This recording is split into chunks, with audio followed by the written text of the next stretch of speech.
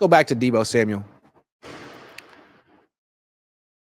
I don't want to rub it in anymore. We all agree. We all saw it. It's been happening for like 5 games in a row. They gave him every opportunity to show he's not washed. He is washed. He said he's not struggling. He is struggling. I mean, again, he can't get open at all. That's why they were putting him at running back a lot tonight. They're trying to get him on anyone except anyone other than a cornerback. He can't beat a corner. And there are times that Kyle Shanahan schemes him open, gets him a free release, gets him against zone coverage, gets him room to run after the catch, and he drops it. And he can't play running back anymore. And he makes $24 million a year. And he complains after victories, blowout victories, where the offense scores 38 points, that he didn't get the ball enough. And he's one of the guys who caused division on the team, attacked his own teammate. So I don't know what the Niners are going to do this offseason, but whatever they decide to do, keep Kyle, not keep Kyle, whatever, this guy can't be on the team next year. He's hurting the team. His presence is hurting the team. I know they love him. He's one of their guys. He's one of their brothers. He's got to go. Got to go. And I don't know how they're going to work that out. They renegotiated his contract. It's going to be difficult financially to cut him. They're probably going to have to cut him out to do the post-June 1 thing, but whatever. He can't be on this team taking up 7 targets a game. He can't be on this team pointing the finger and being a distraction. He kind of represents a lot of what's wrong with this team, what has become problematic with this team.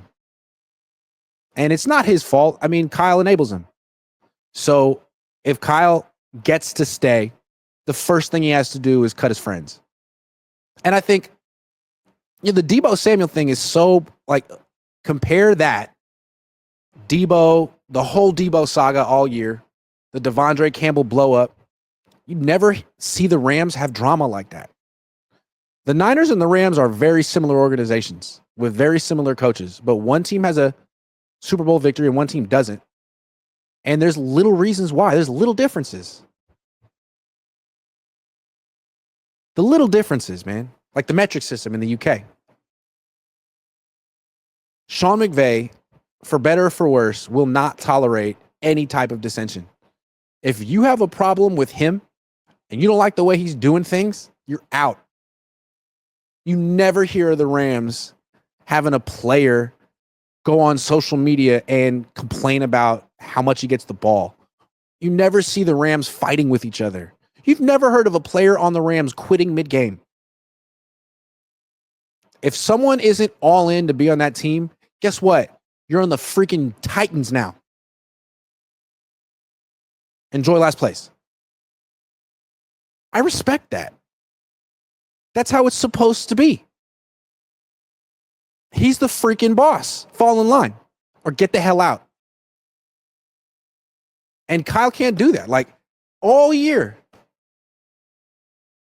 Brandon Ayuk dapping him up during practice, wearing the wrong shorts, kind of just having these little microaggressions toward him all off season, like these horsepower checks, power moves. Ayuk didn't respect him, seemingly. Deebo didn't respect him, seemingly. Devondre Campbell didn't respect him, like.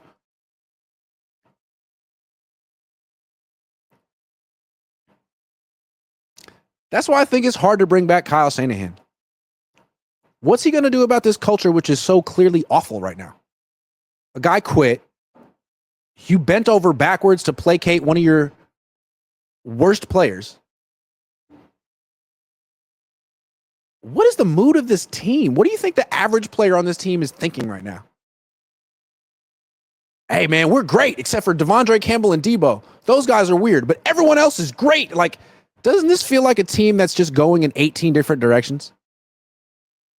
You really think Kyle Shanahan is the guy to pull it back together?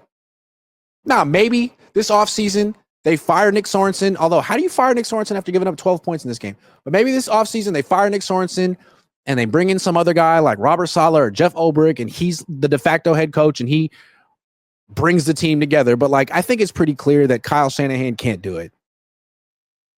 And if it's up to Kyle, I mean, if it's up to Kyle, you think he's going to cut Deebo Samuel? The answer is no. Because either he thinks Deebo's still good or that's his friend and he won't make a business decision. He won't do what's best for the organization. And that's the thing about Kyle. Like, we're 8 years in. You know he won't get rid of Deebo and Juszczyk. We tell him to. But he won't. He's not going to change. He's not going to grow. He's going to be Kyle. He's going to keep those guys. And then next year, just to really prove a point, first play, week 1, Deebo. Just to prove a point. Aren't you tired of this? Isn't enough enough? Don't we know this guy by now? Didn't we see the difference tonight? I think we've seen enough. I think this team needs to start over. They need to really clean house. Nick Bosa said it. Who wants to be on this team?